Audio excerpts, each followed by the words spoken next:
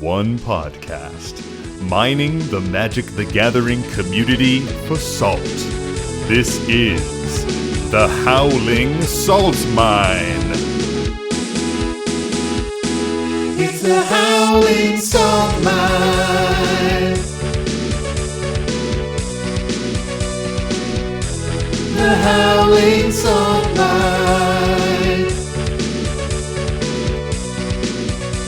Well, welcome back, everybody, to another episode of the Howling Salt Mine podcast, the podcast where we delve into those salty mines of the Magic the Gathering community. We find the saltiest stories, the saltiest posts we love, put them in our mine cart, and bring them right back up to you, our dear prospectors at home.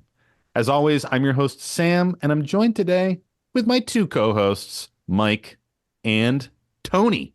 Say hey, guys. What up? Hello. And before we get into it, that's right, I'm on a fucking hot streak. I'm remembering to say it right Wow. all the time. Another episode done correctly. What's more amazing is that I think Mike actually didn't know what was happening. Yeah, I know. It's confusing. And we don't just jump into a tangent immediately. We're going to shout out our nice tier patrons because they are nice. You hear that inflection in my voice? You hear what I'm saying? I do you hear what hear I'm it. doing there, folks? I got you. I feel that. I hear how nice it is. I see what you're doing. And this week at our nice tier, we got Crean Bean, Hephaestus Bolts, Prime Speaker Florian, Yef Judge, Accidental TPK, and Royal Flood. Thanks for being so nice. Thank you, You everybody. guys are nice. Thanks, you nice people. When I said nice that last time, my teeth kind of clacked together in an uncomfortable way. That Ooh. never happened to you guys? You ever like Uh, lose control of your body just a tiny bit and like hurt yourself accidentally? Yes, I mean, definitely. I've bitten myself. Yeah, I was many gonna times, say if I that's what bite you're myself all the time. referencing. I just like clacked my front teeth down hard. I don't know. I've been there. I've done Over that. Christmas, I bit my tongue more harshly than I've ever bitten it Oh, in my life. And dude, it's the it was fucking like worst, man. it was like a week of like not being able to touch, and then it's just like in that place where it's constantly rubbing on your teeth, you know? Yeah. Oh, yeah. Well, that's the problem God. is like you So bite like bad. your lip or your tongue or whatever, and then it swells up, and surprise, you bite it way more after Yeah. that. Like, Yeah. it's the fucking This worst, is dude. big. Yeah. And I got these big old chompers, you know what I mean? Like, Yeah, these big chippy chompies. and I love to eat, Absolutely. man. I'm just fucking. I go to town on that food. Well, I feel like that's when I learned that like I'm really biting down on shit. Like when I bite Oh, myself, yeah. I'm like, God, like it'll be okay. Like I don't need to use this much force, I don't think, to like chew through food. And I'm just like fucking going at it. But Dude, the human bite is incredibly strong. yeah, isn't it? It's the strongest muscle in the body, isn't it? Yeah. You want to hear a really gross fact? Yeah. If you don't want to hear this, fast forward 30 seconds. The amount of force it takes to bite through a finger is the same as biting through a baby carrot. I know that one. Really? Is that fucking crazy? I don't believe it. Also, who's testing this? Yeah, I don't Who's believe that? it. That feels like fake news. I don't know, man. I don't know if it's news. There's no way. I've bit my finger harder. Yeah, I'm doing it right now. Oh, Tony bit his finger up. Oh Oh my god, it's orange. Whoa. Fucking baby carrot. Like, come on. No way. That's bullshit. That's, I don't know, get, man. Get some Mythbusters on that shit. I'm telling you, I just did it right now. Mythbusters. Today we've exhumed a cadaver so we can chomp on its fingers. I'll put it up. I'll put my finger up. Dude, they should have a Mythbusters app where they blindfold the Mythbusters. They give them a glove, and in one finger of the glove, there's a real human finger, and in the other finger of the glove, there's a baby carrot. Yeah. And they chomp, and then they have to tell us which is which. Sounds like a good episode. I think it has the same amount of variable controls as a typical Mythbusters experiment. No shade, love the Mythbusters, but man, I would always watch that show and be like, yeah, they're not really doing this though. They're not really counting for that shit though. You know what I mean? There's some holes to be poked in those experiments. I feel like Mythbusters is one of those things where I only ever saw like a couple of like YouTube videos of things. Like I never actually watched an episode of Mythbusters, you know? Oh man, as a young science-minded child, I fucking consumed that shit, man. I love the Discovery. Back when the Discovery Channel was like actually about science and not just like hillbillies in the woods, I fucking loved it, man. It was the best. Now they're just like, look at these crazy guys. Look at these duck guys. I like the duck guys. They're wacky. Look at their family antics. They seem funny. Yeah, they seem good natured. Not a lot of science though. They seem goofy. Not discovering a lot other than like, I don't know, family dynamics, I guess. It's not a lot of discovery to be had. I'd discover that. I was trying to be like, discover salt. Discover these nuts. Yeah. Sometimes I feel More like our appropriate. salt transitions are almost as clumsy as a D's nuts joke. You know what I mean? Almost, but never quite. It's like, discover this salt, am I right? Yeah. Never mind, you're right. They are exactly that. Am I right? That's Yeah. exactly what they are. It's like the same exact energy, the same vibe goes into them. I love that. That's a good. man, that's good. dude. That's a good thing to know. So how's the party going? How's the give me an update on the BG3 characters. Are things good? What level are you guys We've at? made no progress. Yeah, no progress has been made. We're probably All right, at well. like a max once a week playing Cadence, Oh, and hey, you know, we I skipped tried. this week, so Yeah. Well, all right, asked and answered, you know. but maybe next Monday, unless Tony is joining another musical or singing. Tony, are you joining a musical? Is this how I find out? I don't know that I'm in yet or anything. Is this with the shitty musical theater that you used to perform with? So it's the same director. Oh my but a god! different group. Wasn't the director bad? You know, Aren't you on record saying they're the worst director you've ever played with? No. The music director was the worst music director I've ever worked with. It's Also, if not they're them. listening right now, I apologize, but you know, get good. No, they're It's a doing different music company. director. It's a different music Is it director. just a show you know all of already? So it's gonna be so it's kind of awkward because I easy? don't super know it. But it's like it's all these like little vignettes. It's like small bits, right? So it's like unless I'm the lead, which I don't think I will be. Yeah, I mean, probably not. I don't think I Yeah, will that be. wouldn't. You've never been the lead in a show in Michigan with this director. That's true. But like Wait. honestly, at the Wait a sec, at the maybe. call- Wait, hold on now. Hmm, hang wait, on, hang on, yeah. hang on. At the auditions, it was You hang on. at the auditions, there were like more people. There was like talented people. So like I think it like could be not Ugh. complete gutter trash. I need to do something. I'm trying to find something to do in Michigan. I give you something to do every week. You just show up to this podcast I mean, if it makes me feel better, obviously I already marked off like every Thursday. podcast days and whatnot. Okay, Yeah, good. yeah. You cannot miss a podcast episode for the music. Yeah, no. The only technically there'd be one Thursday that I would have to go to For the show? because it's a show. Yeah. Like, In 2 months, are you gonna be like, guys, I really have to take? It's Tech Week. I have to take this one off. no, it's Or that, are we gonna have to pull this recording up and be like, that is the day. It's like a show. Like there's only one. got it? So There's Well, just one fine. Thursday show. yeah, well, it's Thursday, Friday, Saturday, Sunday, or some Yeah, shit like that, right? You But can it's miss like the first one. You got 3 others to make up, dude. You got to give the under something to do, right? yeah, exactly. I'll That have an understudy's been understudy. working hard. man. Yeah, for sure. So like we'll see.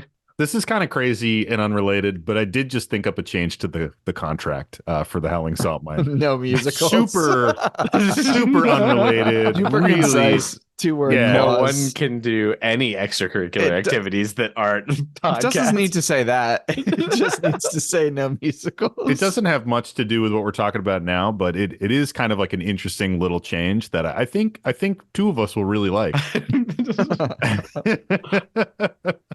I think according to article, whatever section, Nope. whatever, it says that Not it's real. unanimous votes. Yeah, I think we could twist your arm enough with the guilt. This is maybe true. Yeah, if I got you to stop playing Archfiend of Ifnir, then I can get you to Get me to agree stop change. doing musicals. Debatably a harder sell, yeah. You can still do them. You just can't do them on Thursdays. And I'm not breaking the news to Nick that you can't do it on Tuesdays. And if this episode is the first time he hears about that you won't be playing with us on Tuesdays for like 8 months. Again, we got to see if I get in, what role I get if I just get saying. in. Just I won't saying. lie. I don't mean to be a dick, but I'm definitely going to get in. There's no way I don't get in. We But, like- know. We know this. We know this, like Tony. you're acting like that's news. Oh my, yeah, you're acting like there's a chance that you won't have all of your time taken up by this. Well- If people don't know what this is, go back in the show. There's like some episode. We have a wiki now. Oh shit, we have a wiki now. Let's talk about that in a minute. I still want to focus on Tony. We got to lambaste Tony for this shit. The patrons know because there's a long stray grains about us being really mad at Tony for joining a musical back when he was the Cat in the Hat. Oh man, Tony. It'll be fine. In theory, tonight or tomorrow, I'll know. Wow. You were gonna wait to tell us until you were in. Yeah, Well, you because literally weren't going to I tell might not do it. So, like, me. We're fucking business partners, man. exactly. And so, until it affects the business, I don't need to say anything. Yeah, because we're not friends. Yeah. Exactly. We are business partners exclusively. You're not going to say anything until it's too late for us to have any input. Mike knew, technically. Yeah, but I didn't fucking know. I think only because I made a joke about it, and you were like, "Well, Well, because Oh. we were trying to play. It was the day we were playing Baldur's Yes. Gate. I had an Exactly. audition that night. Oh Exactly. my god. Fucking I know, betrayal. It's fine. Betrayal. Oh my god. You guys reacted the same way last time, and it did not affect the podcast at all. But the time before that, it did. This is a lie. Lies. so we have a wiki now." Yeah. So we have a wiki now, folks. So enter in any episodes you know Tony is gone for a musical in. Love that. Tony, isn't this enough acting for you? Just hanging out with us each week, pretending that we're close friends.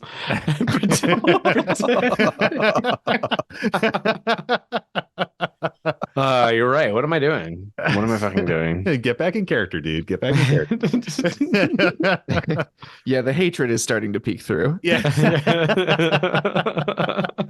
Oh man, I'm so blind. So, Yeah, we have a wiki. We'll talk about it more in the next episode when I'm in the right headspace. But we have a wiki. You can check it out. Nick was kind enough to rip it open for us. And what a hero. shout out to our patron, Spooky20. Nick just like DM'd us one day and was like, hey, someone named Spooky20 is making changes to the wiki. Should we let the Patreon Discord know about it? So shout out to you, Spooky20, for fucking sneaking in there and finding it on your own. First, he was like, "Do we know them, or is it just like an internet troll?" But I was like, thankfully we yeah, I did. built the Secret Santa deck for them. Like, Fucking amazing. but yeah, check that out. What is salt, Sam? What salt, Sam? That was a good audition. I don't know. Maybe you might get a call back for it. I don't know if you really You are got right the for the part. lead. Yeah, I don't know. You could be an understudy for it for sure. Cool. If you go back a few episodes, Pat gave us a couple takes that were pretty fire. Pat is fucking trash. Fuck Pat. I would like to remind everybody that you two have not met yet. Pat and I? Yeah, did you meet yet? I don't think I've ever I don't seen think him you've in ever person. met. Like we've recorded an episode together, so if That's that true. counts as Okay, meeting, yeah. yes. But I have never. That's fair. That is. I've That's never fair. seen him in the flesh, nor do I want to. Whatever, fuck Pat. Pat's fucking great. I dude. forgot that you You're guys gonna had love him. recorded an episode. That's the thing is like once you meet Pat, you're just gonna be obsessed, dude. You're gonna love Pat. He's got a great energy. Okay, what's annoying? Cut this recording, Sam. Is that I already know that I'm obsessed with Pat. So, like, but anyway, reel it Yeah. back in. It's Fuck actually the Pat. intro That for guy the sucks. episode. Yeah, get back I don't in even know why. Oh man. All right, let's fucking get into it. Let's fucking get into it, guys. You gotta move Okay, past this. We need Hit to. Tony.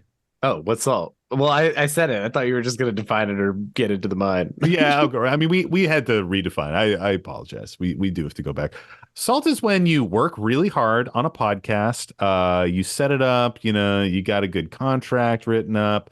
You got really good commitment from like half of your co-hosts, Oh my god. and another one would rather be a cat in a hat, quite frankly, than a prospector in a mine. No, I'm just teasing you, Tony. I love you and I support your endeavors. Salt is frustration in the game, folks. Now that It we're is- on air, it's real nice. It is an umbrella term, as we like to say. It is really anything in the game of Magic that gets you frustrated, that gets you a little bit annoyed. Generally, when we're talking about Commander and EDH, it's like a power imbalance at the table or somebody bringing a social vibe that is a little bit weird and kind of throws you off the game and takes you out of that like immersion in your fun.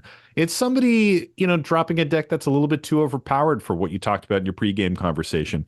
Maybe it's somebody who just wins with a combo in a lower power pod and you don't really have a way to interact or stop it. Or maybe it's somebody, and this is a new one, guys. I haven't talked about this. Maybe it's somebody who is playing CDH with you and they brought a budget CDH deck.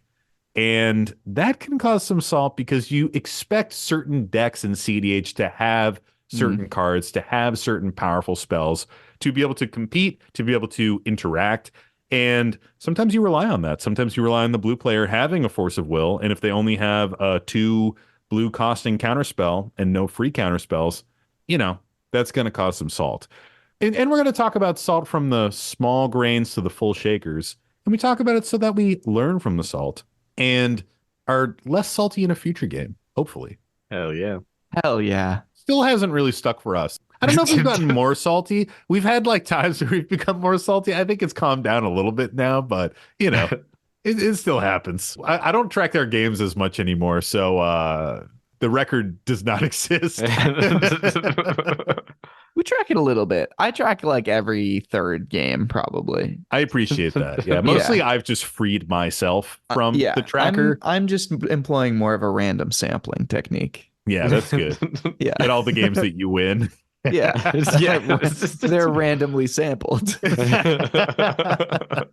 Well, all right. Well, should we get into it, guys? Let's get into the mine. Let's do it. Take me down. Tony, I really do love you and I support you. And I know you got the best interest in the pod. He's just saying it, people. Now, this is cut. I can't have a sincere moment on the podcast, dude. Are you kidding me? They're going to be like, who is this guy? What is this character? So this first story is a website submission from our lovely website, howlingsaltmine.com or thehowlingsaltmine.com. And this one comes to us from our buddy James. And the post is titled Small Pod Salty Confessional.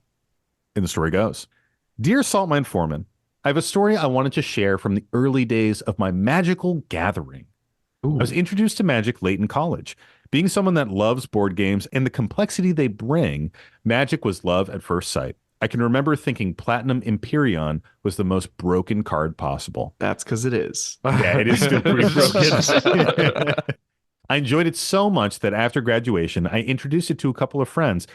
We will call them Zach Galifianakis and Sean Connery. Nice. Hell yeah. Thanks for fucking catching the vibe, James. We appreciate that shit, man. And we started playing on a weekly basis. We would hit up the LGS to play some standard Theros block, but for the most part, we were in a pretty insular playgroup of just the three of us playing piles of chaff style meta for fun. Then one day, Zach Galifianakis shows up and says, I made a deck I want to try out on you guys, and won't tell us what is in it. Turns out he constructed a Maze's End deck with Guardian of the Gateless and Hold the Gates to basically lock out any chance of taking him out via combat damage. Suddenly, he was holding a deck that countered all of our weak-ass decks, even playing 2v1. We played a handful of games that night, and he didn't lose. Sean Connery, unlike his namesake, is pretty much a pacifist, but I was frothing at the mouth with salt. We were a small, casual pod, mostly just playing decks assembled out of the cards we had, but Zach Galifianakis had broken open the dam to constructed deck play. So I headed home, I took that salt, and I let it fuel my research. What's the best solution to non-combat based victory tied to lands? motherfucking land destruction, baby.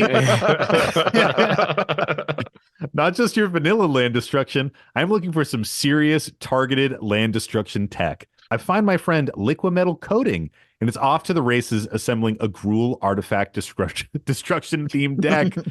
Next time we go get together, I have a deck of my own to show him.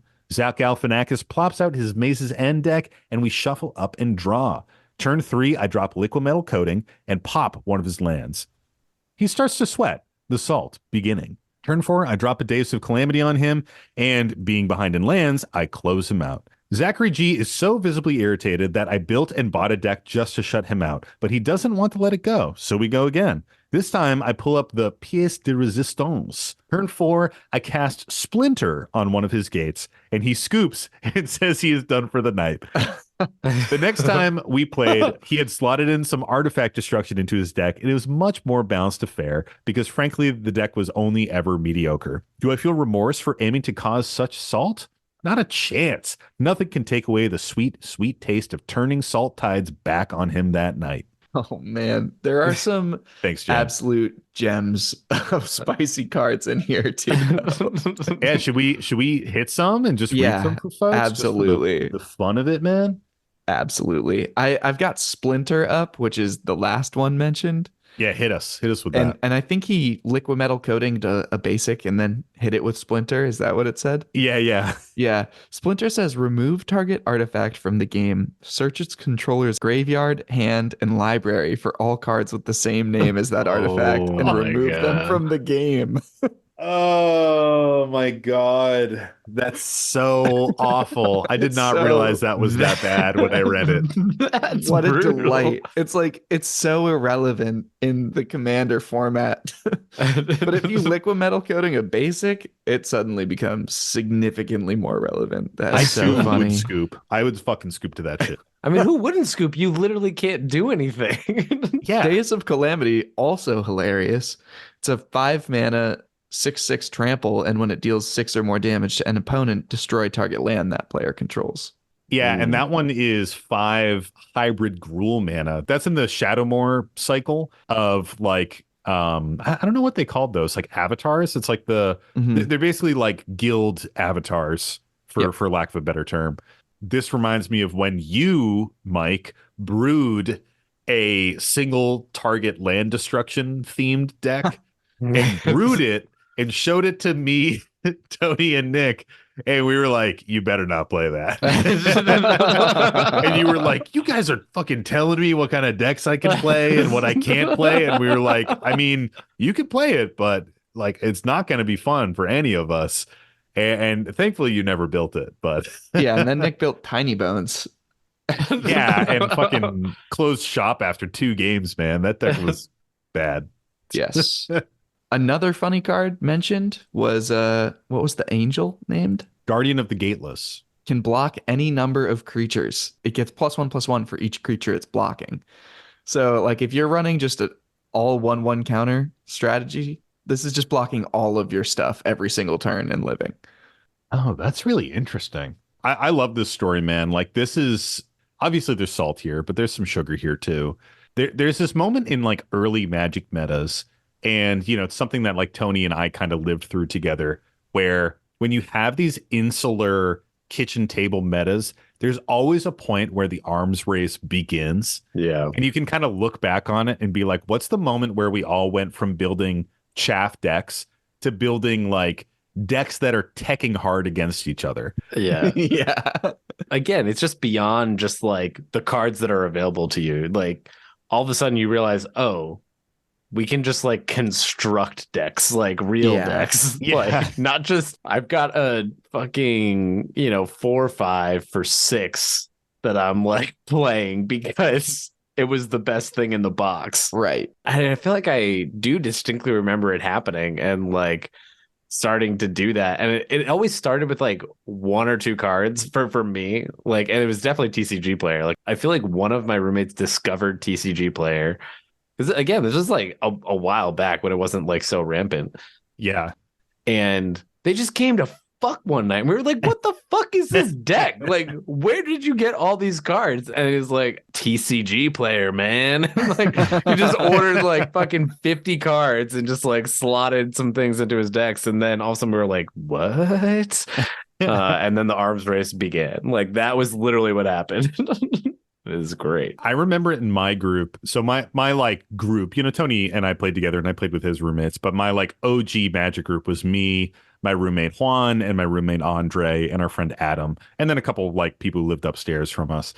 So we all were getting into Magic. I had this like Boros deck I was really into, and it was like OG Ravnica, Boros Guildmage, like Thundersong Trumpeter, Boros Swiftblade, like just kind of these like bad cards. But to me, the synergy was like insane. Right. And Juan went home for like winter break or something and came back with his childhood Magic card deck.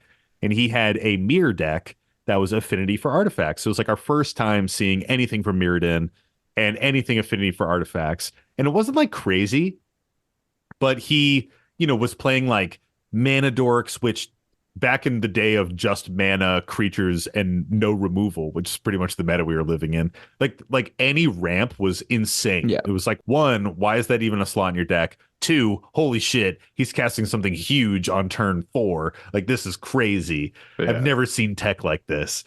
And he's got like frog mites in there and other affinity for artifact things. So I slotted a card in to tech against him, and it's not even a good card. I slotted in Metal Fatigue. So it's an instant. It costs 2 and a white, and it just says tap all artifacts. And like, it would go to his turn, and in his upkeep, I'd cast Metal Fatigue and tap all of his artifacts. And he only ran artifact land, and it would tap all of his creatures. Like, everything was an artifact. So he couldn't cast anything that turn. He couldn't attack with any creatures, and then he was just fully open to attack. And it was like, it was like I was dropping a winter orb, dude. It was like the saltiest play. Right. You fucking teching against me, man. And I'm like, yeah, I got your secret sauce right here. Fuck. It's like, oh, it was just so funny. And now I look at those cards and I'm like, I would never play those. Those are terrible. Yeah. Well, yeah, because you see it and you're just like, this literally doesn't do anything in any scenario except for this singular scenario. Yeah. And it really does it. Yeah. Scenario. Exactly. Land destruction is totally a thing like that too. Like, we talk a bit about how there's a taboo about land destruction in EDH, but it is exactly what it is. It's a silver bullet for a kind of like not super common strategy that sometimes has stuff that it's trying to do, especially single target land removal. Like, land wipes, there's enough like land fall decks and stuff that people sometimes try and justify land wipes, but very few people are out here running, I feel like, single target land removal. Yeah, you guys heard it here. Mike's trying to justify blowing up your lands. That's why I just want to blow your lands up. I just want to. Wasn't it on Svella? Wasn't it on the Kaldheim legend? Or was it a different person that I was trying to make that land destruction deck with? I think it was Svella. I think it was Spella, which is more fun because you were just gonna ramp out of because I was just gonna make rocks and then just gonna like make blow up rocks people's shit and then blow up all your lands. One of the problems personally that I have with single target land destruction is that the spells are so high costed for what they actually do. Like, I feel like on average, single target land destruction is like a 4 mana spell. You know what I mean? Mm-hmm. There's some that are 3, but I think most of it is 4 and higher. And that rate is just shit, man. Yeah, like, I don't want to cast that for the actual effect that you get, which generally has the added bonus of just really pissing someone off. It's like, I'm not going to dump 4 to 5 mana to just make an enemy for the entire game and get like a teeny bit of value. For the entire night. It's not just the game, you know? Maybe longer, even. yeah, maybe longer too. I mean, it's just one of those things. I also think that, like, when it comes to land destruction, honestly, I really like what James suggested here. Like, going at it from the direction of artifact destruction, but turning lands into artifacts. That's a really cool way of cheating the high cost that comes with single target land destruction. Usually. And of removing every single land out of your opponent's deck. Yeah, you heard it here first, folks. Splinter. Good way of doing it. Splinter, pretty damn good at getting rid of a bunch of basics. Fucking gross, man. That's an old Kamigawa card. I remember when that was printed. I pulled that from a pack. Oh my god. Fucking pretty spicy though, you know? I mean, not very good in EDH, but pretty spicy. I mean, maybe if you've got a rats player in your meta. Yeah, or like a Dragon's Approach play. Oh, well, Yeah, that wouldn't not work. even, but Yeah, it's like only for 7 dwarves, relentless, Seven dwarves, relentless rats. players. Yeah. What do we think about the salt rating here on this one? It's got to be high. I cannot imagine that Zach had a good time losing a land every turn or just getting wrecked by land destruction. Yeah. Yeah, it's hard to not call this a sugar break just because it gives me so many fond memories of these moments in my own group. Mhm. But going back in time, in the moment, when you're new to Magic and someone plays something that is just such a hard counter against what you're doing, it is so salt-inducing. I mean, even when you're like not new to Magic. Yeah, and you're yeah, I like mean, even good when at you're not new. Magic, and like that It happens. still sucks. Your friend comes in with a fucking Yasharn deck so that none of your decks work anymore. You're fucking salty about it. Yasharn was me telling you to build some other kind of deck. Yeah. And you know what you have done since then? Built Build other kinds of decks. So Yep. I regret nothing.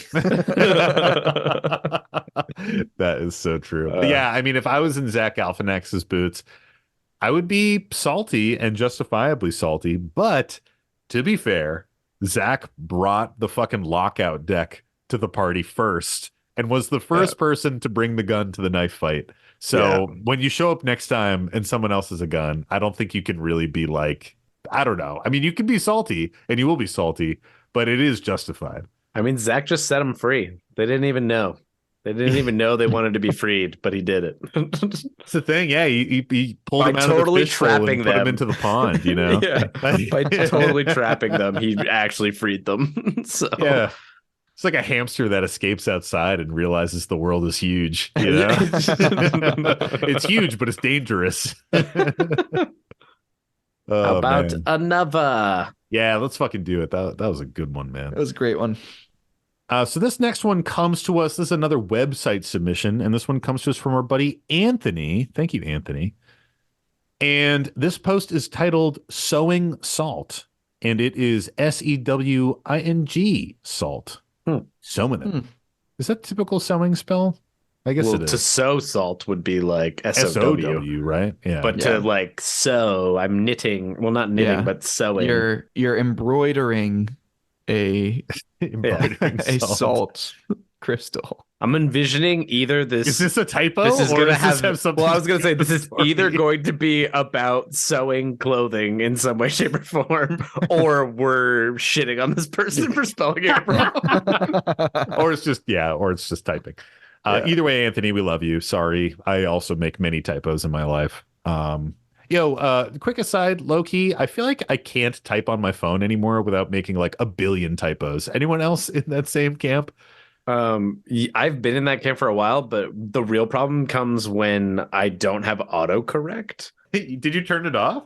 No, but like sometimes you'll be in certain apps or things and it's just not as good or like different.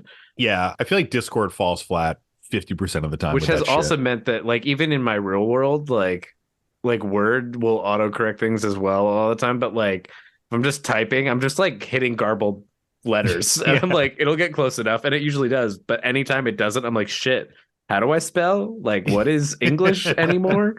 This is definitely a problem in my life. I will not lie. Yeah, same, dude. I have definitely become markedly stupider because of autocorrect and Like, typing on same. my phone. It has rotted my brain just a weensy bit. So should we be more forgiving when the other people typo now, or should we be more aggressive to try and slap back down on that and correct it? No, definitely. Do you want aggressive. me raging at you every time you misspell a word here? Oh no, not at me. Yeah, No. not at me. Oh, okay. I mean, I'm Got a perfect little angel boy and I do nothing wrong. Agreed. So, keep that in mind first and foremost. But As a Sisse player, you mean sissy? it's the worst. It autocorrects to Sissy every single time. Please, my Every single fucking name time. autocorrects to tiny every time. So like, Yeah, that Yes, is good. it does. It It does. does. Oh my God. That is true. All right. Well, let's fucking get into it, guys. Let's get into the story. So, this is the story of me sowing the salt seeds and reaping the rewards. Okay, probably doesn't have much to do with sowing. You don't know that yet. It's Commander Master's pre-release, and I'm stitching a tapestry. What? Get wrecked, No, bitch. it doesn't say that. I really wish it did. It doesn't say that. It's Commander Master's pre-release night at my LGS. Some buddies and I had gone to the bar before the event started, and I felt a little cozy. Nice. It's a Commander draft night, and I end up making a Shirai and Inga deck with some sack outlets and recursion for my instants and sorceries. All in all, the deck has great interaction, but overall, it is kind of mid. Game 1, I get paired against a Marin mirror match with a Gishath deck. Early on, people decide to leave me alone as their creatures lack evasion or trample. Because of this, everyone's set on dealing as much damage to each other as possible and leaving me for last. The entire time the other players are duking it out, I'm politicking and arguing why each player should target X or Y person, as an attack on me would be pointless. As life totals begin to dwindle more and more, people start eyeballing me as my health was comfortably sitting above 35. At this point, a Marin player swings at me with a giant creature with trample, causing me to slap down a reality shift. Before their end step, I sacrifice a creature and recur my reality shift, and everyone realizes swinging at me will be even more pointless until they can remove Shirai. Shortly after, it's just me, the Gishath player, and a reality shift in hand. With my life total still above 30, I exile Gishath and win the round. We shake hands, and the Gishath player says, "Good game, though you only won because of politics. My deck was for sure better." I smile and say, "Yeah, man, but what can you do?" Before the next round,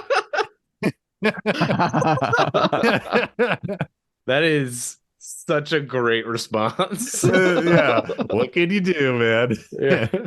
I think it was on the last episode that Pat was on. He was like, "What a Magic player thing to say when you go, that deck that beat me sucks so bad." Yeah. It's so perfect. Before the next round, I head back to the bar for a quick drink with some friends and laugh about a very tactical win. After our drink, we went back and I found out that I was potted up with the Gishath player again. The Gishath player smiles at me and says, "Now that I know your game plan, there's no way you're winning this round." The round starts, and immediately I begin politicking with great success. Before long, I win the game exactly in the same way. The Gishath player turns to me and says, "I can't believe you won again with the sucky deck." Feeling stoked and a little buzzed, I laugh and retort, "I mean, how did you fall for it twice?" And just proceed to hit the gritty on him, soaking in all that glorious salt. Oh my God. That's a great one, man. I love that. Oh, sorry. I thought there was gonna be more. I wanted Yeah. more. I wanted a retort from the Gishath player, but this is like great. Dude, Pat made that joke, but it really is true. There's something about being a Magic player and being like, "Man, this deck that beat me is trash, and my deck is great, and it should have won." You know, like, what's up with that? I feel like even if it's sometimes I feel like some people view it that way, but I feel like almost all of us want to look at the next like 4 cards and be like, or like we look at what we have in our hands and we're like, I would have won. Yeah. You know, I don't know if it's that we aren't accepting that we have already lost, or if we're just like the taste of victory is so close, so we're just like, oh man, I was gonna do it, so clearly my deck is like better, right? Or like, Yeah. you're just trying to impress yourself that your deck is good, it's not trash. Like, I don't know where it comes from, but it's such a natural thing to just be like, no. Yeah. You're trying to live in that other reality where you did win. Yeah, You know, exactly. where they didn't play that card. Like, I think we joke about it to like, you know, the furthest degree sometimes, where we'll be like, "Yeah, but if you didn't win the game, I would have won the game." Or, That is what we But if I didn't lose, I was about to win. Yeah, I would have won the game if I got you to 0 life, though. Yeah. Yeah. That's something that I've actually seen people on Twitter talking about, trying to be more supportive of the winner after a Magic game. Because, like, I know we all do it, and we definitely do it in our group from time to time, where we'll look at the top few cards, we'll look at what's in our hand, be like, I almost had it. But that really does kind of take away from the winner's win. You know what I mean? Mm. So I've been seeing this thing that's sort of like, Don't look at your hand. Don't explain how you were going to win. Don't look at the top 4 cards. Like, celebrate the person who won and then pause and then like take a moment and be like, okay, what did other people have cooking in their hand? You know what I mean? And then you Yeah. can be like, where were you going? Like, what was your strategy? And you can kind of have a more constructive conversation than just being like, I was 2 turns away from winning. This is fucking bullshit. Well, one of the challenging things in Commander is that the end of the game is staggered for people sometimes. Like someone Yeah. can die in advance. It's really hard to get excited to celebrate the win of someone that might happen in 30 minutes when you just Yeah. got killed by like an 8/8 that they had out, Like, I hear you. It is nice to celebrate the winner, but definitely the reaction can sometimes come to it's not even that time. There's only loss that has happened. There hasn't Yeah, been a for sure. victory at the same time. I like what you were saying, Sam, about, give them a chance to have the win and then talk about it. Because even when I do win, I do like hearing about, how somebody was almost going to pop off and do something else. And it's Yeah, like, me too. because in part, it's also an element of like, okay, well, I still was like a little bit faster. So like, and it's kind of like, now I know next time. All right, well, I definitely won't leave you alone, because if your deck's going to do that like a turn after I was about to win, then I should definitely crush you sooner. But it is like fun knowing what could have been at the same time. But like you want to be able to like have a moment to be like, okay, but I won. Tell me I'm good. Like Yeah, it also gives you a chance to celebrate the decks that didn't get to pop off, but might have had something in hand that was really cool. That's a little bit more intentional than them just being like, yeah, but I almost just won because I had this and I had that. And you're like, okay, like calm down, dude. yeah. Trim the neck beard and settle down. Like Which again, I'm guilty of doing. Like I feel like we're all guilty of that. Yeah. We all grow the neck beard like a werewolf under a full moon for a brief moment and really explain that shit to another person. I think being a little bit more intentional with that stuff is like cool and interesting. Hell yeah. Before we move off this post, I do want to read some of these cards because I don't think I'm familiar with this like Shirai card that they're talking about. Oh, is it just Shizo's Caretaker? Yeah. Okay. All right, folks. We just got to the bottom of it. I don't know if that audio got left in. It probably didn't. It definitely did not. No, There's no it's not there way. anymore. It's gone. But we were just looking for Shirai, Shira, however you pronounce it, not realizing that Commander Masters, the draft form of it, you could partner monocolored commanders. So this was a Shirai and Inga deck with Shirai, Shizo's Caretaker, and Inga, Binga, Kringa, whatever the fuck her name is. Inga Rune Eyes. Real quick, I'll just read both of these. Inga Rune Eyes is 3 generic and a blue legendary creature human wizard. It's a 3/3. When it E's TB, you scry 3. Thank you. And when it L's to bells, Ooh, You drop- that is a fresh innovation you've cooked up there. I like that quite a bit. it's actually not an LTB. It's just a die effect. But you draw 3 cards. When it dies, you draw 3 cards if 3 or more creatures died this turn. Shirai, Shira, however you pronounce it. Shizo's Caretaker. It's 4 and a black legendary creature spirit. 2/2. Whenever a creature with power 1 or less is put into a graveyard from the battlefield, you may return the card to the battlefield at the beginning of the next end step if Shirai is still on the battlefield. So with the creatures that they were talking about, you could definitely get a nice little lock going there with some removal. So I've seen these Shirai decks like pop off, just monocolored black Shirai decks. And dude, they do some fucking crazy stuff, man. Like the value engine is insane. Truthfully, I'm surprised Tony hasn't built a deck like this yet. Because you're literally like sacking all of your creatures every single turn on every single person's turn, getting value, making them discard, drawing cards, draining them a little bit, and then you get everything back and then you do it again. It's just like an engine. Really cool card. The shitty Sabra deck that I played against you the other day is a Secret Commander Shirai deck. Oh, really? Mm-hmm. It's very cool. It can do some really cool shit. Wow. Tony likes that for sure.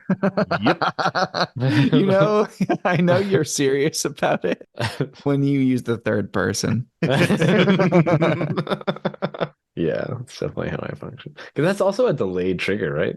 Yup. Yeah. Yeah. So even if The danger is that your commander gets removed while all those sacks are on the stack. Like that's the way to disrupt it. But it's really not hard to just play like boots or a cloak or something, like give it shroud, hexproof, however, you know, and then Sure. the deck just really pops off. I don't think you get shut out by removal. They'd have to kill Shirai before the sack goes off. You can sack the creature, but you can respond to the trigger and kill Shirai because part of the trigger resolving is that Shirai has to still be in play. Oh, yeah, I see that now. Never mind. This card's lame. It's trash. It's not even good. You goober. So it does have some like fragility there, but it's very powerful. Because you guys won't let me just fucking do it. You'll start removing it all the time. So that's why I say it's trash. I mean, It's too easy to get fucked with. So you know, just build it good. Did you consider that? Have you thought about that? don't say that. Be careful what you wish for. Yeah, that's fair. Fair point. Yeah, that's true. Mana Crypt, Vamp Tutor. It's Yeah. a casual list. Seems casual to me. What do we think about the salt rating here on this one? I don't think we ever quite wrapped it up. Yeah, we didn't. I love it, man. It's fucking I love just a player being like, yeah, you with that fucking trash deck, and then you just fucking hit him with it again. Ooh, that's some good salt, man. I hope that person was salty. And then you hit the fucking gritty. You widowy hit the gritty on the Geshath player. It is pretty great in a draft too, because it is a little bit more of a test of your deck building, Yeah. your like impromptu deck building ability as well. I feel like draft is definitely a time where people are more comfortable talking shit about a deck list a little bit. Because if it's like constructed, it's kind of like sad a little bit to like rag on someone's deck building. But if it's limited, you're like, maybe you're just saying that they got bad luck, but you're also saying that they put it together badly. Yeah, it's really like, you know, you've drafted the wrong cards, you've poorly built a deck. Like there's a lot of things that can go into making a bad draft deck. I didn't get a chance to draft Commander Masters, and I'm a little bit bummed about that. It does seem like it would have been fun, but it's so fucking expensive. That's a different kind of salt, though. For sure. Shall we move on to the third post there, chums of mine? Let's do it. Hell yeah. All right, so this next post comes to us from Reddit, and this one comes to us from our friend Savage Galaxy 101. We've had a few stories from Savage, and we appreciate continuing to get them. And this post is titled Sunday Salt. If you do see Savage Galaxy around the subreddits, you know the drill. Spread the goodwill. I was about to crush you so hard if you started that post and didn't say I that. know. I saw the I look was in like your eye, ready man. for it. I was I like, saw the look in your eye. And the story goes, Avast, ye salty dogs. I have some salt to share from my most recent Sunday EDH day. I was playing with two regulars, Bling Bling and Gen, and a new player, hereby named Milton. Nice. Very nice. Pun there. like that. On Mono Red Stompy. Yeah. Yeah. And this player is new to the LGS and asked to join after the game that we were playing. We cleaned up that game quickly enough and got Milton in on the action. In this new game, Milton was playing Phoenix. None of the other commanders were relevant for this game. Get fucked. Once Milton played his commander pretty late game, I had offhandedly stated what his devotion was for my knowledge and the table, since Milton hadn't stated it. Milton responded aggressively with, I do know how to play this game. I became a bit defensive, assured him I wasn't trying to say he didn't know how, but to benefit myself and others on knowing the board state. We moved on after some awkward looks around the table. The next turn rotation, something on Milton's board gets Beast Withined by Bling Bling, and Milton has no idea what this card is or does. Not to say players should know every card, but Beast Within feels like a commonly known card. Maybe his meta's never used it. A turn later, Bling Bling plays Propaganda, another card Milton is bewildered by. No idea what this card is either. We explained both in detail. On Milton's next turn, he attacks into Propaganda, entirely forgetting it exists. We re-explain the card and have him redeclare his attacks. Something was leading me to believe that this guy didn't know how to play the game, but I wasn't so sure. Something. Yeah, something, Something some is giving me a some little hint. subtle clues, you know. Some context clues. Yeah, let's get some fucking detectives from Karlov Manor to fucking suss out these clues. Am I right, Yeah. guys? Topical Are you jokes. right? A game later, I was sitting out and Bling Bling was playing Dragon and had Morphon and Hakon on the board and presented a nasty loop of being able to cast Nameless Inversion from his grave infinitely. Milton was flabbergasted by this and kept questioning how after multiple explanations. He couldn't understand how an instant could be all these creature types and not get exiled when it resolved.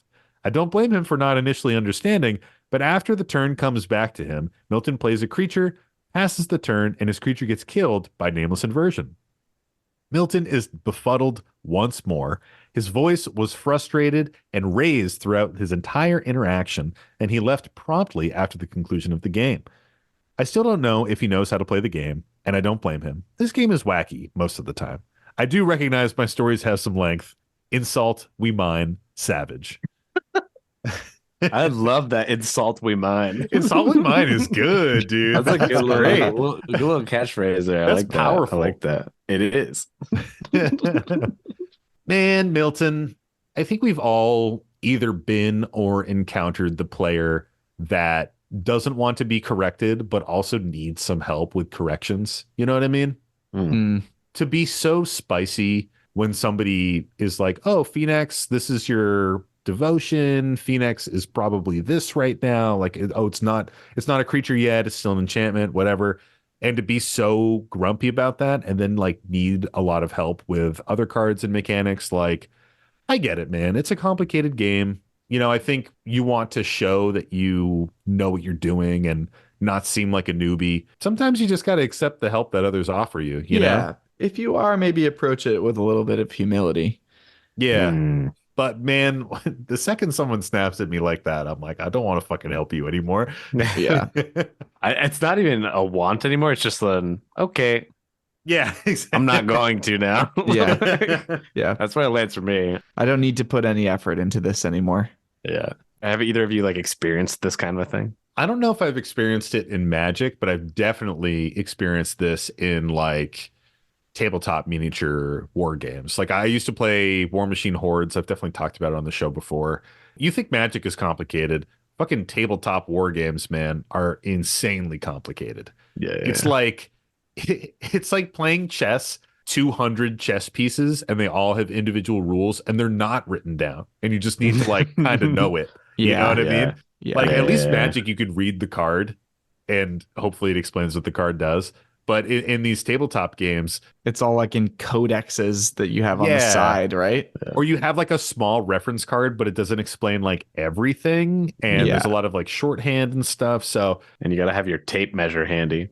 I remember you telling me about it once. Like literally, people you're measuring out on the battlefield how far your fucking person Dude, can move and shit. yes. And like, Exactly. I feel Yeah. like a turn in that must take like fucking 10 years. Yes. I mean, you said it's like a 4-hour game or some bullshit, right? Isn't it like long? sometimes they'd be pretty long, but I would play tournaments that had timed turns, like chess clocks.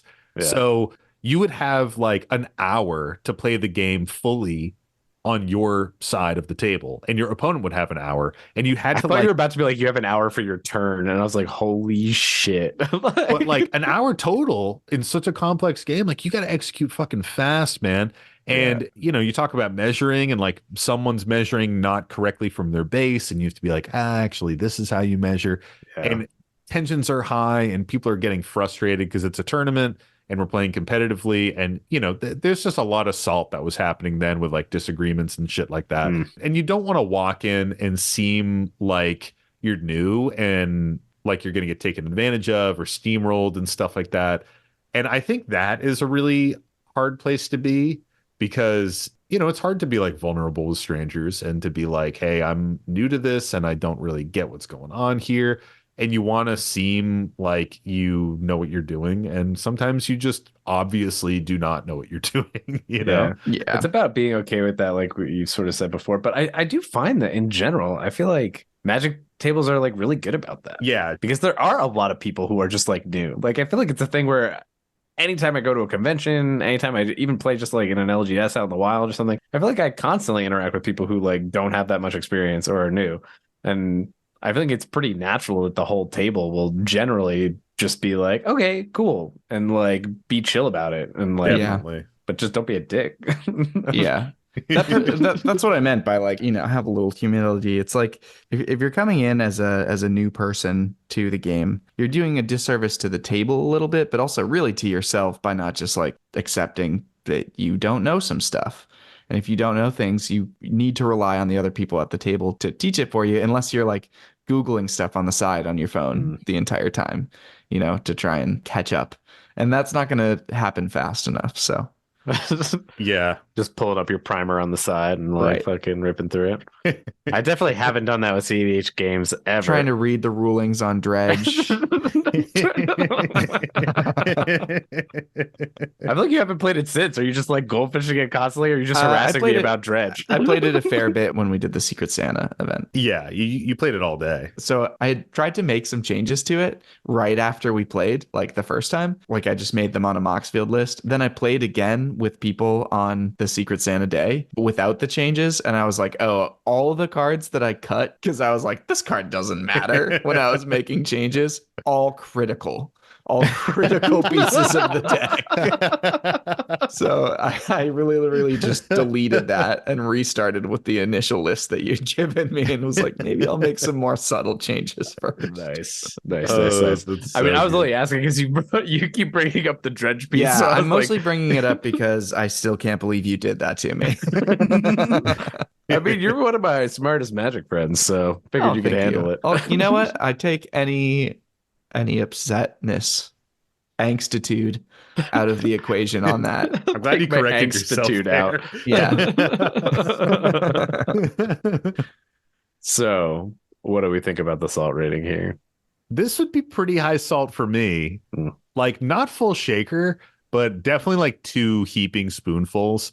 If I had like a random person sit down in my pod and it seemed like they didn't know cards and I was trying to help them and they were being like prickly with that advice, there's like no way for me to disengage fucking faster with that social interaction, man. Yeah. Like if you're not going to respect me for trying to help you out in this collaborative game that we're playing, then like why am I even going to try, man? And like it's such a common thing. There's so many sets printed these days. I'm constantly seeing cards that I just am not familiar with. I don't know what they do. It's so easy to be like, what does that do? What does that card do? And just ask the questions.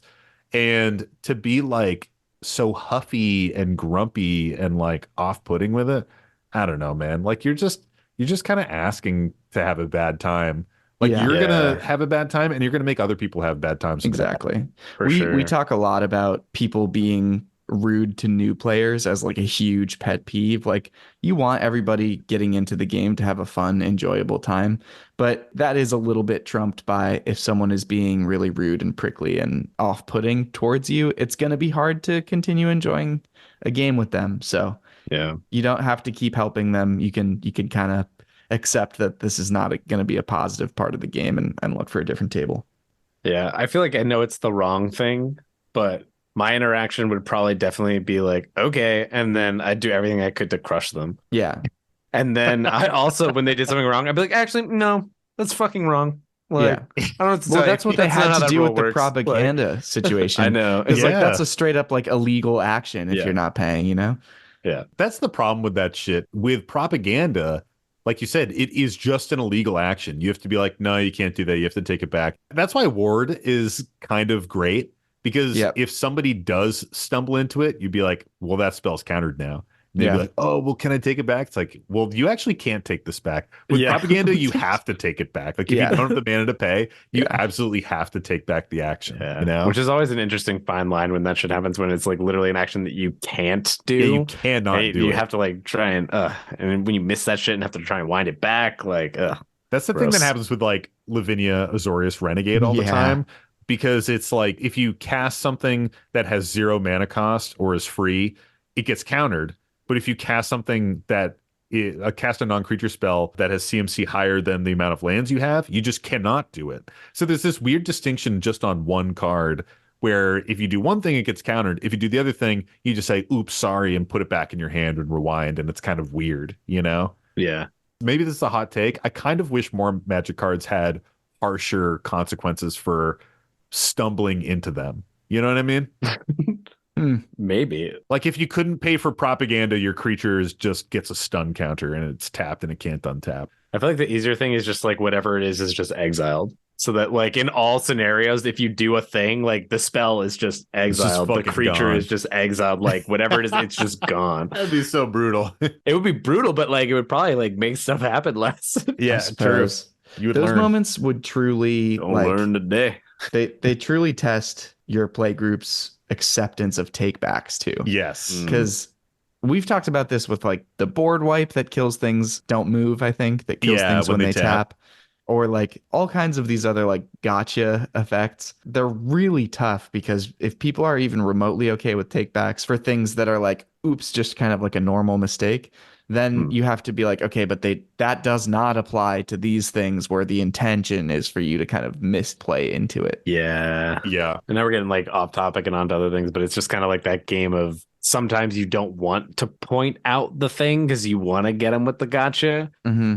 And then they're like, oh, I didn't see it. And you're like, yeah, but that's kind of the point. You're like, I that's the don't know. point. Gotcha, Yeah. bitch. Like, It is though. I That's fucking like gotcha. that's the whole like poker reading a thing of a situation. Like Magic has all these moments of like, you know, if your game knowledge is really deep, some of those things are like, do I play into the third, you know, spell and get mind break trapped? And you're like thinking about this, you know? But if your Magic knowledge is really shallow, it's like, do I remove this thing or not? And it might have ward and you're not looking at that, you know? It's just this like different level of complexity you can consider. Kazul is a perfect example of a propaganda effect that has actual consequences. Oh, if you can't yeah, pay. yeah. Like you have to pay 3 to attack into, or 2 or 3, I think it's 3, to attack into a player that has a Kazul, Tyrant of the Cliffs. And if you don't, they get a 3/3 ogre. And it's not a situation like propaganda where you physically cannot attack them in the rules if you don't have the mana. Like you can, but they're going to get a 3/3 blocker immediately and probably chump your shit and maybe kill a creature. General Marhalt is kind of a similar effect, but he's in the command zone. Yeah. If anything blocks my creatures, it gets +3/+3. That was extra awkward too, because sometimes you do feel like really compelled to like overly explain that thing to people like a little bit. Like when you play a Kazul, I feel like most people feel a little extra like honor bound to like read all of the text on the card instead of just like play it. So I mean, I'll definitely read it all the first time I play it, but I don't know how in the business I am of like reminding people with those types of effects. Because I do think that there's an element of like, you got to remember that shit. yeah, you do. Yeah. Sometimes it's hard though, because like a lot of Magic gets played on webcam now, right? So it's like True.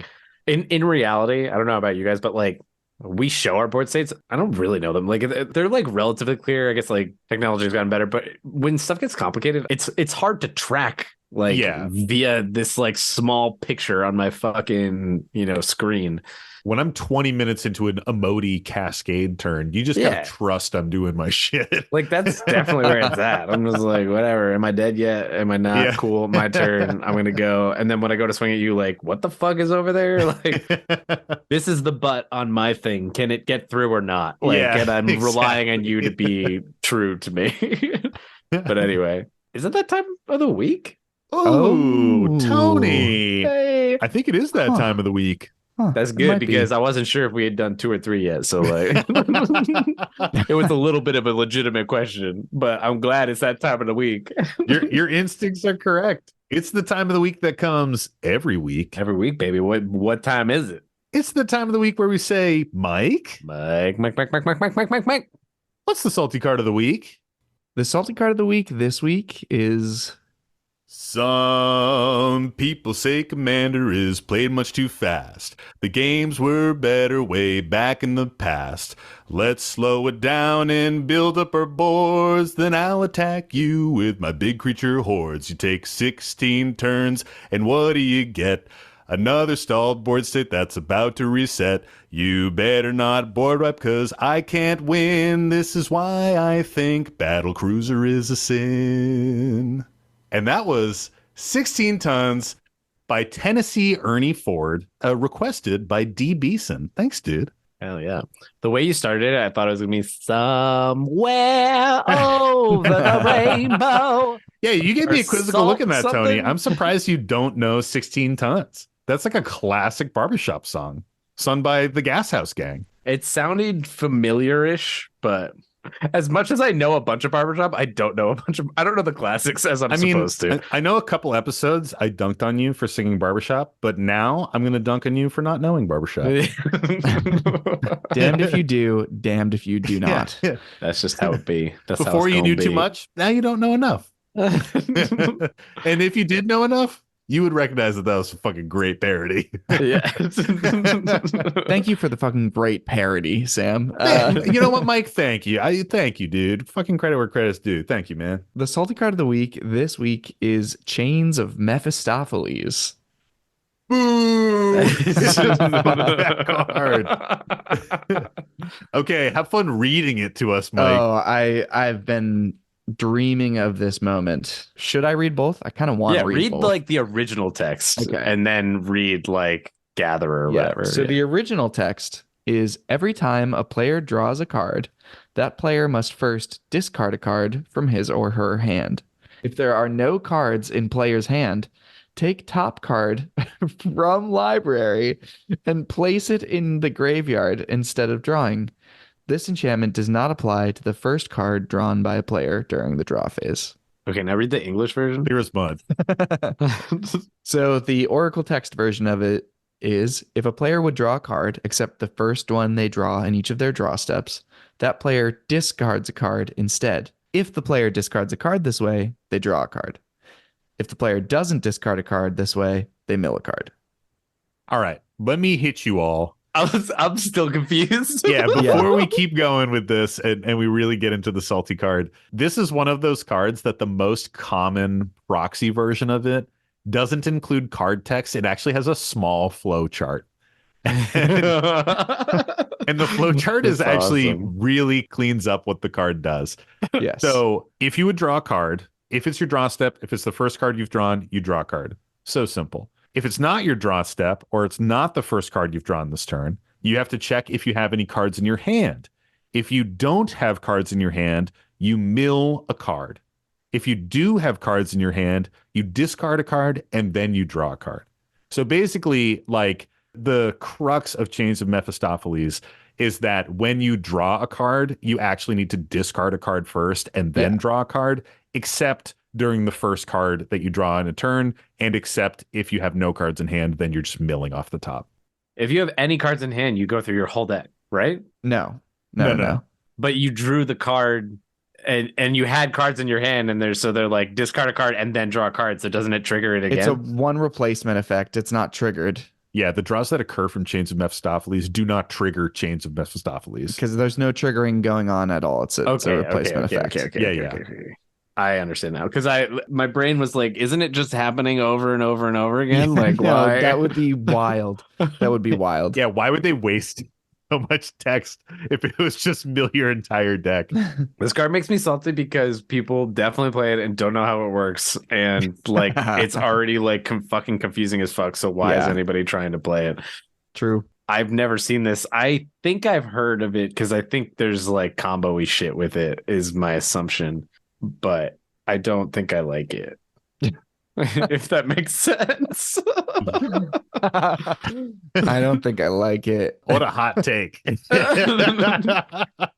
Anything that's gonna make my brain like hurt just to like explain how the fuck it works is like, come on, guys. What are we doing? How old is this card? Like what? Old. That I know, Old. but I mean, like, how old is old? Like, It is from Legends. what fuck set is that? Is that like 7th or something? Old. Legends was printed in 1994. Oh shit! This card is older than me. Oh god! I just vomited in my mouth. In June, this card will be 30 years old. Oh baby! Well, Tony Sam? kind of had his turn. Yeah, Do I Tony get had my his chance. Sam, how do you feel about Chains of Mephistopheles? So Chains gets me salty for two reasons. The first is just reading it and explaining it to people is so clumsy. Like truly, I think Chains is one of the best arguments for proxies because that flowchart proxy is like actually really, really useful. Like the card becomes so much more easy to resolve when you have a flow chart on Oh it. yeah, I'm literally looking at it right now. Like that's Yeah, what I I'm sent doing. it I'm to like you guys. looking at this to be It's so like, much how easier does when you this see work? the flow chart. You're like, oh, okay, I get it now. Yeah, it makes more sense for sure. That's really annoying. It is a reserve list card, which is frustrating. And that also means that it is a fucking $1,000 because it's only been printed once. Shit. Right now, it is $996.65 at the moment of this episode recording. So it is one of those cards that is just like, if you want it in a deck, you're probably proxying it. Or you just have the deepest, craziest collection. Yeah, or you just happen to have it. And I think the thing that really makes me salty with it is that because of those two things, like there's a bit of exclusivity that comes with Chains of Mephistopheles because it's hard to read, because it's reserve list and it's so expensive. And at the end of the day, it's a great effect. It's a really awesome stacks piece for 2 mana. I wouldn't play it in casual. I would play it in CDH. There are some CDH decks that like want this kind of effect. We're forcing people to draw and discard basically with every single time they draw. So it is a powerful effect, but because of all these other circumstances, it's hard to get the card. It's frustrating to play it. It's annoying to resolve it. And it adds length to a game when you do play with it because everybody is discarding and then drawing every single time they need to draw. So it just adds this extra decision point where you need to really evaluate what you want to discard before you draw. And it just makes it so clunky because it becomes very powerful when you force people to draw a lot of cards. This must Yeah. be in like sick Nekusar decks. Oh, yeah. like fucking well, sickos put this in like their Nekusar That's decks. the problem. Those situations are actually even sicker because most wheels say discard your hand or shuffle your hand or something back in. Yep. And then all those cards that you're drawing, Oh, you're not. You're milling. you do not have cards in hand, so you're just milling. You You're mill just 'em. milling those 7 cards. Yeah, savage. So it's replaced, so you don't get Yeah, the. you don't get like the Nekusar The effect. Nekusar doesn't even want it. It's not even Yeah. that good. True. Nekusar sometimes doesn't want it, but anyone putting cards in graveyards does. Yeah, because it's symmetrical. So if you are on like a necromancy list or some kind of like recursion list, for you, it's a great way to fill your graveyard with cards. And honestly, Chains is probably even better these days because you could just impulse draw to actually like pseudo draw a card and not have to deal with Chains and circumvent it. And then you can use Chains to put shit in your graveyard. So, you know, you can be a little bit more modal with it now. But Yeah. I really dislike this card. yeah, When you say it out loud, I'm like, yeah, it is a fucking stacks piece. Like, Yeah, but it's like it totally it's like is. actually the worst kind of stacks piece because, like, to your point, it's gonna add on average, I bet at least a minute minimum on each person's turn, oh yeah. which is a lot of time. Like, I know that doesn't sound like a lot of time when you say it out loud, but like literally a minute of people being like, wait, how does this fucking work again? And just like all this like back and forth nonsense, like, ugh, oh my god, I hate it. I hate it. I hate it. I hate it. I hate it. If you think about hitting one person with a targeted discard spell, how long it takes them to evaluate their hand and pitch a card. And now they're doing that every time they're drawing outside of their first draw for turn. you Yeah. know? And outside of that, they gotta fucking understand how it fucking works. So Yeah. my small brain is like really struggling with this one. I don't like this one. Like I dislike it. How do you feel about this, Mike? I kind of agree. I think that the complexity of it is, I almost think like frustrating because the effect is kind of cool. Like the way that it works, the unique niche that it fits in terms of card design space is nice, of like kind of conceptually forcing people's draws to be more of a rummage instead. It's cool, but it's so complicated. It's so painful. And, it really sucks when it's being used in combination with any of the things that are obviously good to use it with.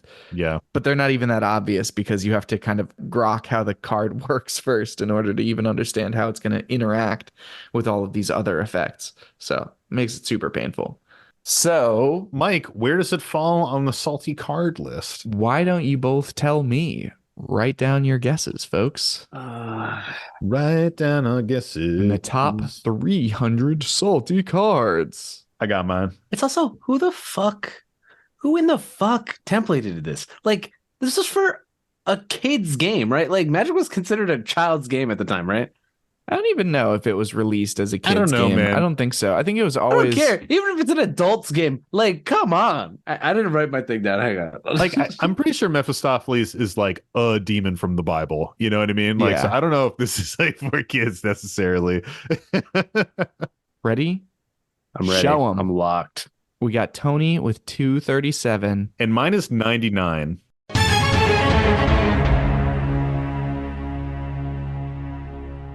Sam takes it. Yes, Shit.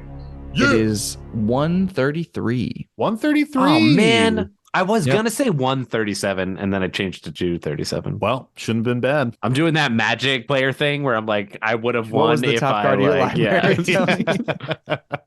Oh man, that makes sense to me. I mean, I don't think people play against it enough for it to really like get high in that top 100. That's why I was Right. like maybe 99. Well, that's why I went to 237 because I was like, how many people have ever actually even seen this card like in play? Yeah. It's like such a frustrating thing to deal with. Like, who's ever seeing this card? Like, maybe it almost gets that artificial rating of people read it and see it and are like, this would suck to play against. And so they're Yeah. like, it's salty. But the reality is, I don't think it's in that many decks. Like, Well, it has this kind of like legendary status for Magic players as like one of the most, if not the most complicated card to Yeah. resolve and read. And it's one of those cards that, you know, there's a lot of old complicated cards, like Necromancy is a good one that was just reprinted in the Karlov Manor Commander precons. or got reprinted in that? Yeah, dude. Necromancy got reprinted. Yeah. And the templating Fucking is sucks. somehow more confusing than the normal templating. Yeah. The modern templating is trash. Because like it dude. doesn't really fit in the rules of the game. Like it does. It makes do, but they have to kind of squirm around the way a lot of Yeah. stuff works. Whereas like if you just kind of hand wave it and you're like, oh, it enchants a graveyard thing, and then it's in the battlefield, and if it goes Yeah. away, then it goes away. It's like Both Necromancy and Chains are one of those cards that is easier to explain if you're not reading the text of the card. Like if I just put it down in front of you and was like, this is what the card does, you'd be like, okay. And then if you tried to read it, you'd be like, I have no idea what this tries to do. So Yeah. I see why it gets the salt. I think because of that like status as just one of the more complex and confusing cards, like it justifiably gets some salt. Yeah, it's definitely not getting played very much. It's in like 4,000 decks of almost 2 million decks that it could be in. Yeah, what's the top commander on that, Mike? I'm kind of curious where people are finding the synergy for Chains. Tiny Bones. Nath of the Gilt Leaf is the big one. Tiny Bones is Nath. also there. And Croxa and Turgrid are both there as well. Okay, so big in like discard decks. Yep, Gitrog is there as well. And Obnixilis, Gitrog. King. So I bet people are running him in Obnixilis CDH since you can do that impulse Ooh. draw that you were talking about. That makes sense. Well, that wraps it up for the Salty Card of the Week. Thanks for playing. Well, thanks, Mike. That was a lovely salty card. And thank you to our Salt Packet Plus members out there. You know, we got to shout them out at the end of every episode. And they are Rothbox, Bathroom Entity, Bobo Fett, Chameleon, Clearbrook, Deadgan, Captain Cross, Eves, and Joe Danson. Yeah. Thanks for the support, everybody. We really, really Joe appreciate Danson. that shit. Thank you. And thank you to all the other prospectors out there for tuning in every single week to Howling Salt Mine. If you want more Howling Salt Mine content in your life, check out our Patreon, patreon.com/Howling Salt Mine. We have our Stray Grains show on there. We're putting out weekly segments, all the little segments, all the little bits that don't make it into the final cut of the episode. We also have our monthly Extra Salt show. We also have just a thriving Discord that is super fun to hang out with. We're doing weekly community game nights now on Thursdays, and we have monthly Patreon game nights hosted by us three, where Tony will sort everybody into pods. We'll jam games with the prospectors. It's a really, really good time. Jam-a-llama ding-dong. Also, I haven't mentioned this in a while. If you're a patron at our Salt Packet tier, you get monthly tokens from us that are drawn by me. They're printed in full color. Everybody's getting the same set of tokens. And then at the higher tiers, you can get custom hand-drawn tokens from me. Also at those tiers, you get to request Salty Songs of the Week. So if you like to make me sing weird songs or want to hear me sing a certain song and write a little magic parody for it, fucking get in there and request it, and I'll toss it in the queue and we'll get it going. Another thing you can do to help out the show is to send us your salty stories or send us salty Reddit posts that you find. That's right, because we're getting back into Reddit more and more this year as we're back and hitting that New Year's resolution. The best way to do this is to email them to us at our Gmail, which is thehowlingsaltmine@gmail.com, or submit it on our website, which is howlingsaltmine.com or thehowlingsaltmine.com. We are inconsistent with the, so we have all the domains there to make it really easy for y'all. You can also buy merchandise off of our Bonfire store right now. At the time of recording this, we still don't have sleeves in stock, but maybe we have them back. Who knows? But those will be coming back at some point. But if you are hankering for some Howling Salt Mine swag, pick up a sweatshirt, a hoodie, a t-shirt, whatever you might have. Spring is just around the corner. So, sun's out, guns out. You got to get that 1-800 Are You Flapping shirt to really show off the pythons this summer. Oh my God. Show everyone how much you double flap, and take no Double nap. No. How else are you gonna get the one. pythons? Come on. Oh God. That works in so many ways. Oh, set me up. Another thing you can do to help out the show is to give us a 5-star review in your favorite podcast app of choice, which helps us stick out in the algorithm and helps new potential prospectors find the show and become full-fledged prospectors. And finally, we got to shout him out every single episode. JD Burnett for gifting us our beautiful podcast art. We rock every single week, and you can get on some lovely, lovely swag. If you're ever in Asheville, North Carolina, hit him up and get a good tattoo because he's a cool guy. Not a great tattoo. Get a great tattoo, in fact. Get a good one or a great one. Cool. Threw me off my game. 10,000 subscribers or buzz. Indeed. Well, thanks again, everybody. Stay salty, and don't forget to draw an additional card during your draw step. It's the Howling Salt Mine.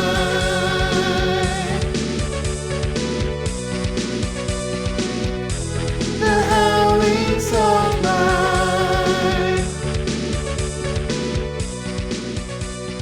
So I X'd out of the tab, and the next thing was a tab of me looking up anal. You cut out at the funniest time for you to cut out while saying that word. Did you say anal? No, I said banal. Yeah. Oh, it literally out. just sounded cut like out. you said I saw anal. you on video, so I knew that it was. That's why banal. That's why I looked But over Sam did so not. shocked. I was like, why would you tell us this? Why are you Yeah. leaving those tabs open? Why don't you open a private browser for that? No, I was looking up banal. Yeah. Yeah. Okay. The Sure. B. Sure. All right. I guess I believe you. So our first story is a Gmail submission. Ooh. And this one comes to us from our friend, James. Is it Gmail? I thought you said it was website. Oh, yeah, sorry. So this first one is a website submission. I